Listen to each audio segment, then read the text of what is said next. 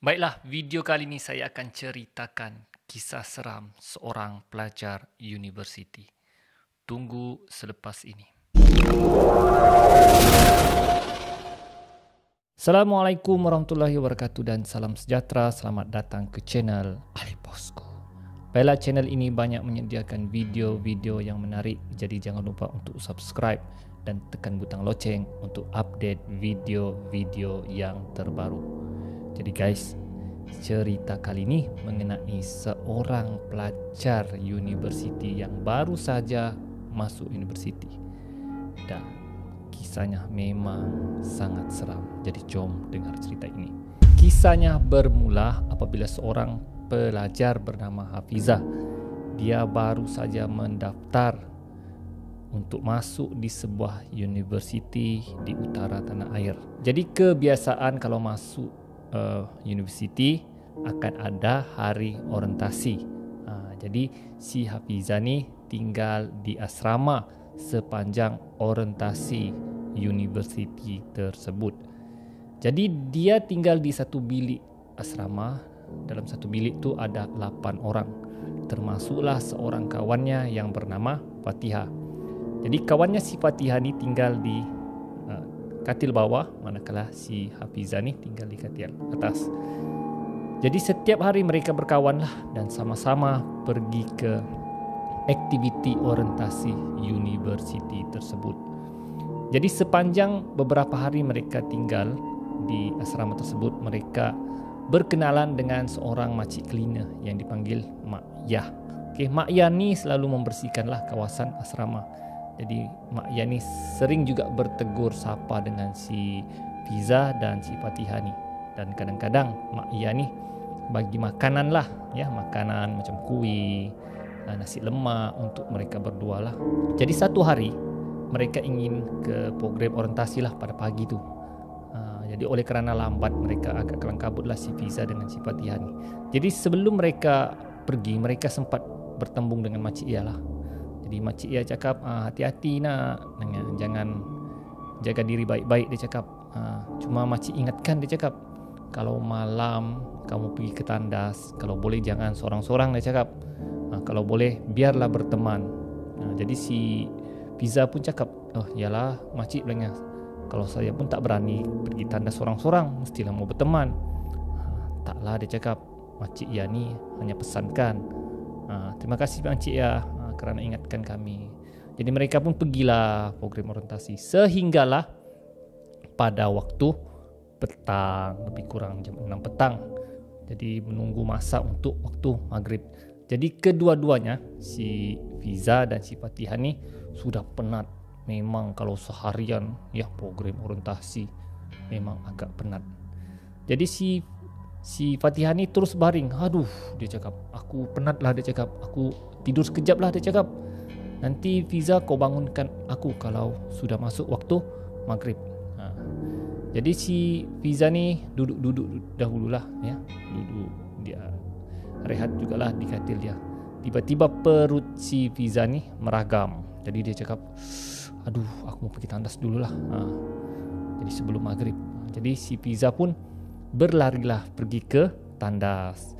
Jadi sebelum dia pergi ke tandas tu, menuju ke tandas, dia sempat bertemu dengan Makcik Ia. Makcik Ia cakap, kelang kabut ni nak ke mana? Makcik Ia, nak ke tandas dulu, sakit perut aku. Oh, dia cakap, tak apalah, di tandas tu dia cakap, kawan kau si Fatihah dah ada. Dia rasa pelik lah, dia cakap. Dia kata si Fatihah ada tidur di bilik, dia cakap. Tak, Makcik Ia cakap, ada dalam tandas tu. Jadi si Fiza ni malaslah mau bertengkar dengan Makcik Ia kan. Dia pun sudah sakit perut. Yalah, dia cakap, dia yakan sajalah cakap Makcik Ia tu. Jadi dia terus lari ke dalam tandas dan masuk tandas untuk melepas sakit perutnya.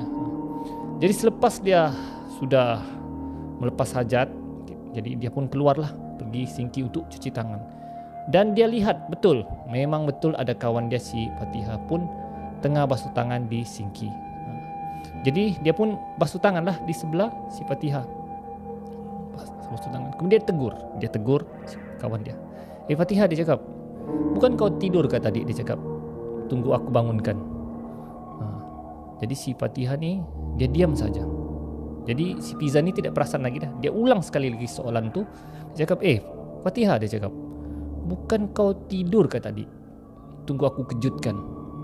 Jadi barulah si Fatihah tu jawab. Dia cakap, taklah, dia cakap, aku memang dari tadi masuk tandas. Mana ada aku tidur. Jadi si Fiza ni pun pelik lah. Dia cakap, jadi siapa yang tidur dalam bilik tadi kan? Bukan kau ke? Dia cakap, tak dah, dia cakap, aku memang dari tadi masuk tandas ni. Aku nak berus gigi. Jadi si Fiza sudah merasa ragu-ragu, tapi dia masih basuh tangan lah. Bila dia cakap, si Fatihah tu cakap, dia cakap berus gigi, dia rasa pelik. Jadi dia toleh lah tengok. Dan bila dia tengok si Fatihah tu, muka si Fatihah tu tengah merenung, muka si Fiza.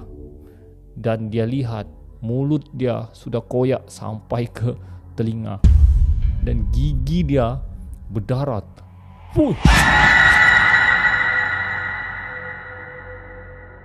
Terkejut si Fiza ni. Astaghfirullahalazim. Dia terkejut kenapa muka si Fatihah sangat menggerunkan. Dia cakap, apa terjadi dengan kau ni? Si Fatihah tu cakap, aku kan berus gigi.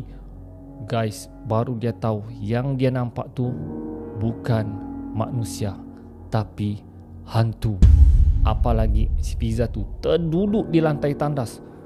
Dia tergamam melihat muka rakan dia si Fatihah tu berubah menjadi yang amat menggerunkan. Mulut dia betul-betul besar seperti koyak, ya. Dan dia heran kenapa si Fatihah begitu. Jadi dia sudah takut, gerun.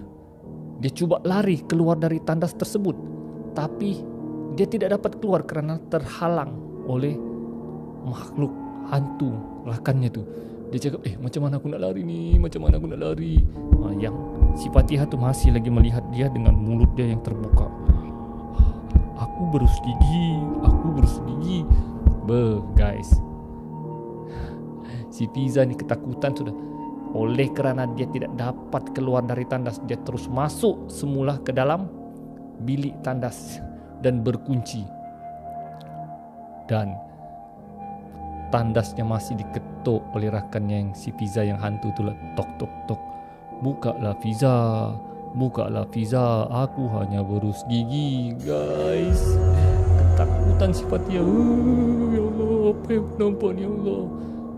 Jadi si Fiza ni apalagi berteriak sekuat yang mungkin. Dia cakap, tolong.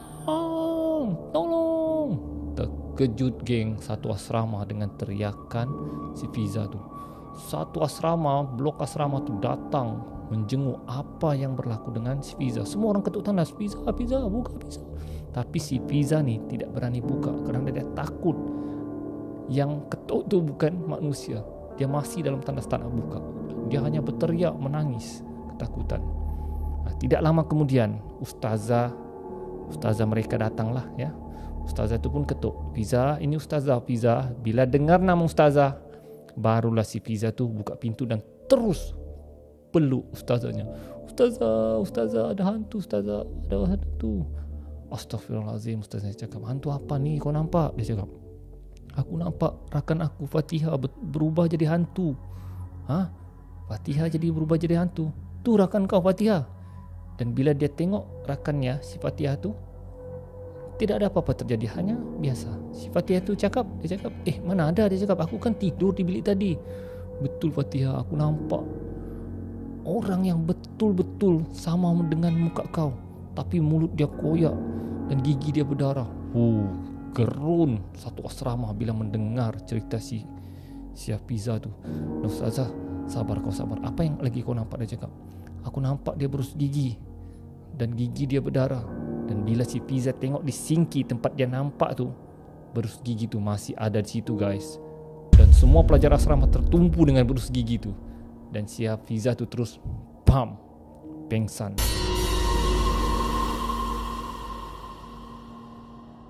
Dan bila dia sedar, dia sudah berada di bilik dia. Dan tidak lama kemudian datang seorang ustaz, jumpa dengan si Fiza ni lah. Dan dia tanya, Fiza, Ustaz tak nak tanya apa yang kau jumpa, cuma Ustaz nak tanya, ada tak kau berjanji dengan makhluk tu?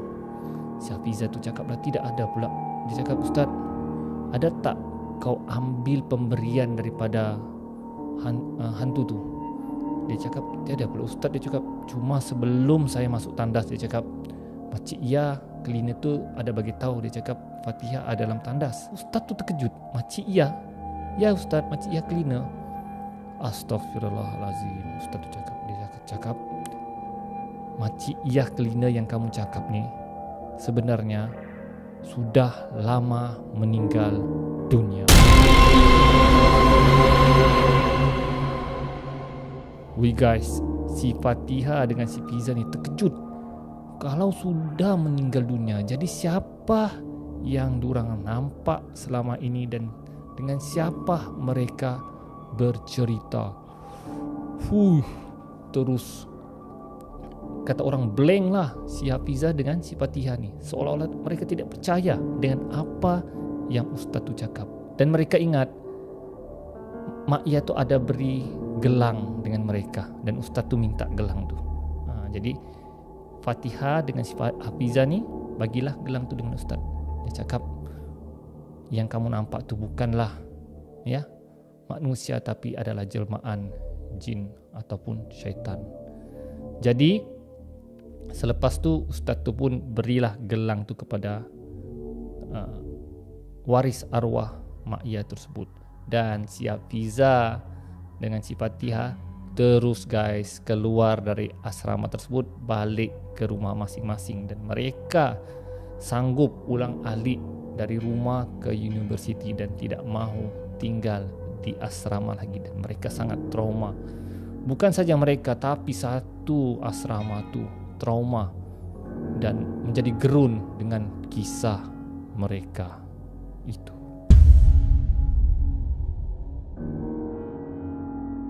Jadi guys, kisah begini tidak asing bagi kita dan tidak mustahil ia berlaku.